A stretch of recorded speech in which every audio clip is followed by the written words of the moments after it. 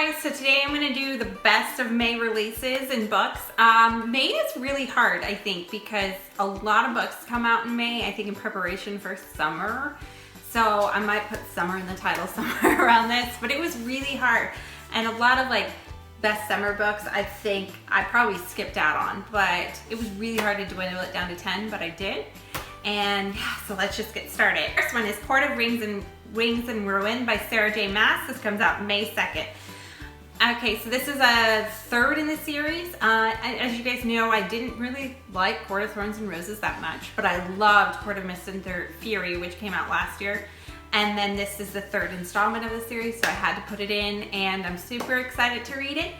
And I probably will actually read this one in May, but it is Fairy's return to Spring Court and her deception there, and there's a war. So I'm really excited to read this one, and if you guys are a fan of these books, I would definitely try to put this in for the summer or for May. The second book is Always and Forever by Lara Jean. It comes out May 2nd.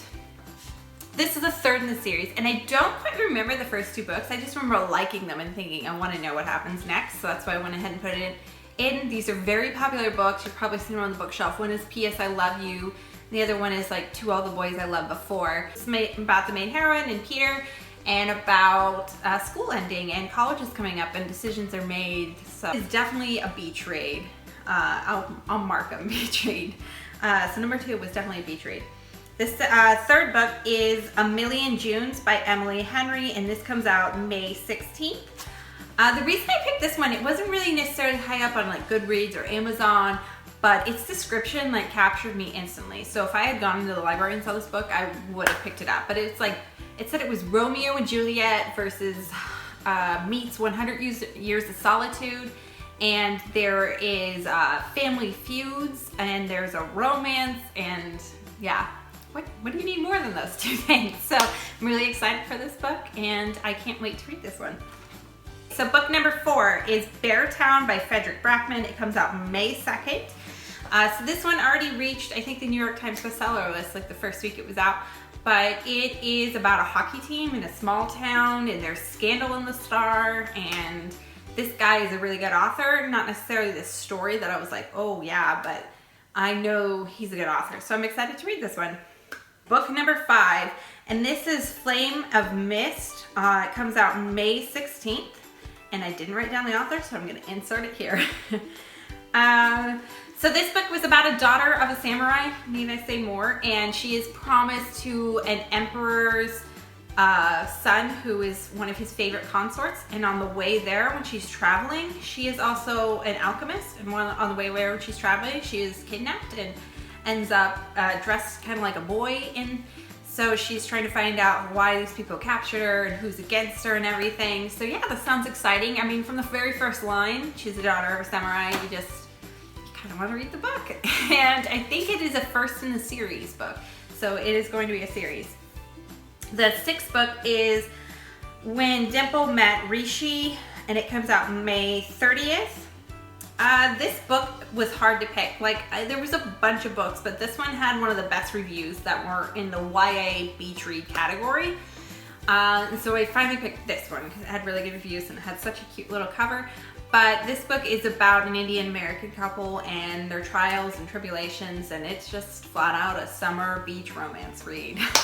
A contemporary one. Number 7 is The Operator by Robert O'Neill. This came out late in April, but I had to put it in. It came out April 25th. I had to put it in because I didn't put it in my April releases, and I knew this book was coming out. I thought it came out early in May, but it didn't. So this is about a SEAL team member again, and he did over 400 missions, and a lot of his missions tied in with some very famous missions. So yeah, I'm excited to read this one, and it's definitely a nonfiction for this one. Also a nonfiction. The next one is Astrophysics for People in a Hurry, comes out May 2nd by Neil deGrasse Tyson.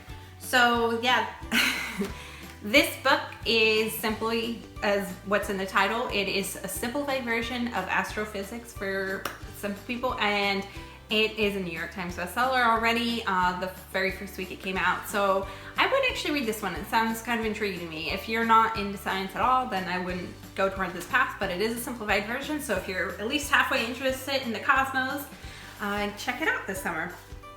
Number 9 is Lost Shadows by Cassandra Clare, and it comes out May 2nd. So the very first in this series is called Lady Midnight, and I've had this book sitting on a coffee table, and I think I forget about it since last year, and I haven't read it. I didn't really love Cassandra Clare's first novels, even though they're beautiful, and I do own the covers, or the books, but I loved her second series, so I was really excited when Lady Midnight came out. I just haven't picked it out. So I'm excited for both of these now. Maybe I'll read them both in this summer, May or June. These are not beach novels. These are long novels. Her novels are typically long, typically YA. So that's what I'm looking for. And last but not least is number 10, and it is Into the Water by Paula Hawkins, and it comes out May 2nd. So if you know anything about this year, Girl on the Train came out, and Girl on the Train the movie came out, and they were both okay. But I did read and watch both of them, and I was so excited because I read it with a friend. So I'm excited for this one because I will probably also be reading it with a friend. And I think the story, the thriller, starts out with a single mom who's found in a river. So yeah, that's the very last one. I know there are plenty of books I forgot about in May releases or did not add in, but it was really hard to compact it down to like what I would read over the summer or what I would maybe read in May. So I hope that you get some ideas for this summer out of these books, but I will link down my Instagram, Goodreads, and Pinterest down below. Thanks for watching, everyone. Bye!